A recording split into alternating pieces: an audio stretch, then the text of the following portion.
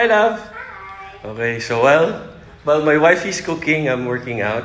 So, ang dami nagtanong for lower back, pelvis, para sa alignment. Ito, chair, binagawa ko yan 23 years. So, pwede siyang back extension, tapos reverse straight leg extension.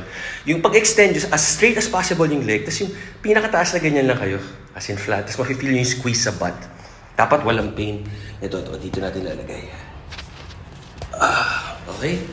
So, panoorin niyo ito reverse leg straight extension para sa lower back. Lalo na sa mga hindi nakaka-deadlift ito, pwede ito. Yung iba iniipit ng dumbbell sa kita, mahirap yun. Ito pa lang, therapy.